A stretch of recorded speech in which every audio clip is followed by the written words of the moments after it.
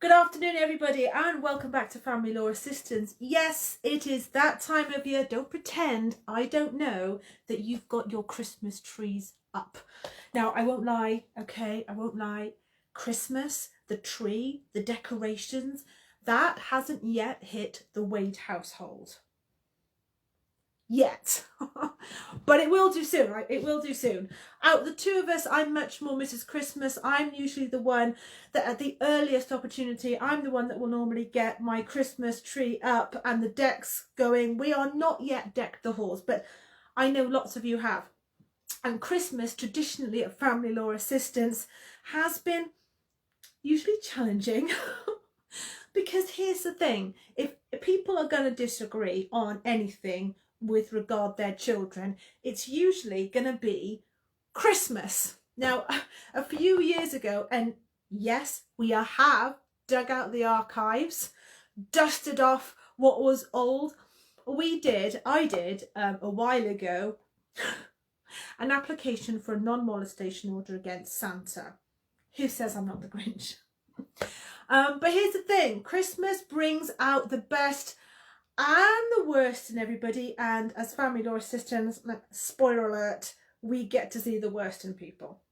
So I thought, just to start reining in Christmas right here and now, for those of you that are in tricky situations, going through family court, I've come up with the top 3 tips on how to make Christmas happen for your children this year.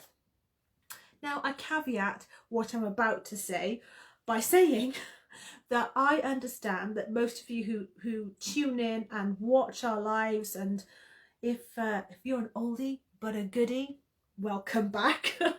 But Christmas, like I said, it's one of those years that traditionally we're pretty busy at Family Law Assistance, mainly because lots of people tend to disagree over Christmas. So my top 3 tips, in no particular order, are this. Number 1, communicate. Now, I know, before I pick you all up from laughing after you've fallen off your chair, hear me out. Communication is key. And I totally get that when you guys have been separated, if you can't agree now, the last thing you're going to want to do is have a nice chat with your ex-partner over the virtual Costa coffee to make Christmas happen. Yes, I know, because if you did that, you probably wouldn't be tuning into now. But when it comes to Christmas, regardless of whether or not you're going to need the court help, regardless of any of that, you need to at least be seen to communicate.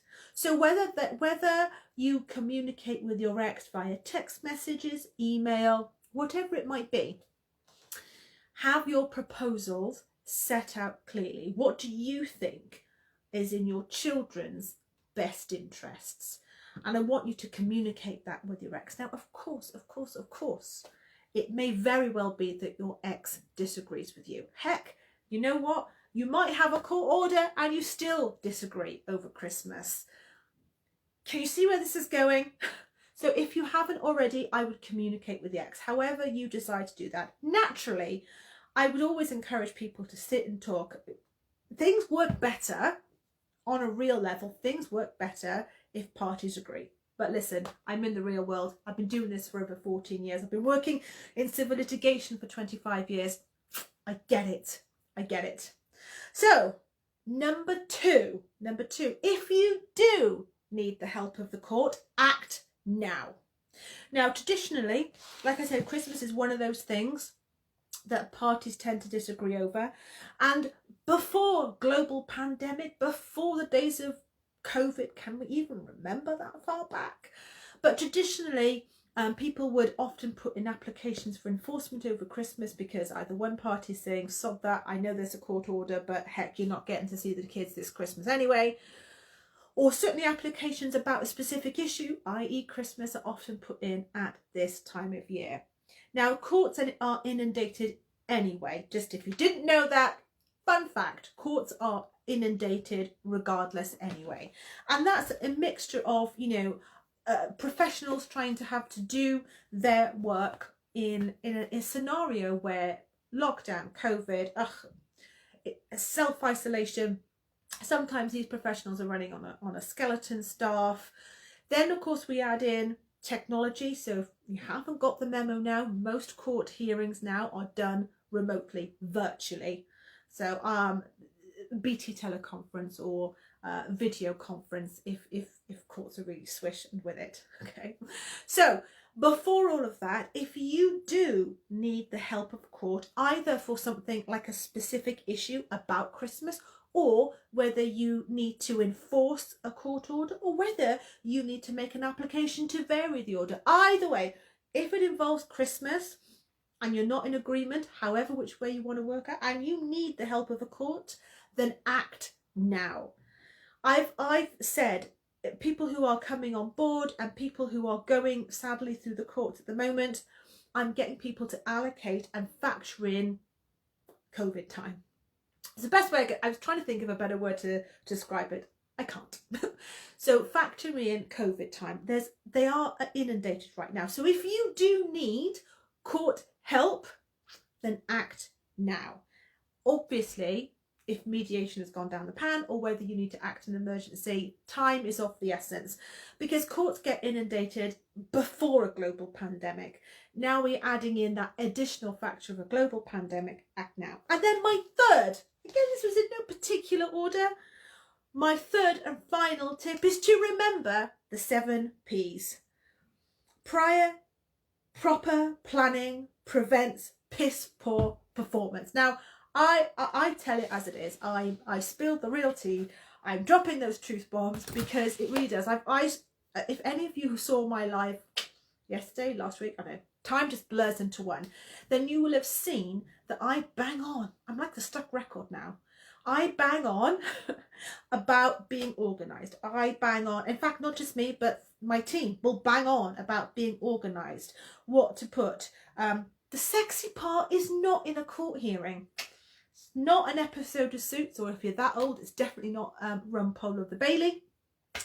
The sexiness doesn't happen in a court hearing. The sexiness happens in your planning and in your organisation. So if you're sitting there and you've got all of your documents in the bread bin, yes, I've absolutely heard that, then get it out the bread bin and stick it into some kind of meaningful order, preferably chronological. Okay, that, ladies and gentlemen, are my top 3 tips on how to make Christmas happen this year. Now, you are going to be seeing quite a lot, because guess what, whilst all of you may have decked your halls,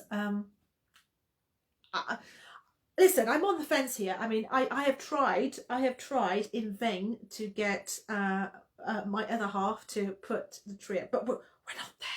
I mean, we're not normally there anyway, even at the beginning of December. So I know that Christmas kind of is coming early, and we are sort of, for the most of us, thought, sod it, we're going to celebrate the season early. Now, with that celebrating the season early, I'm like, okay, well, that's good, because if people do need help from the court, we better act now.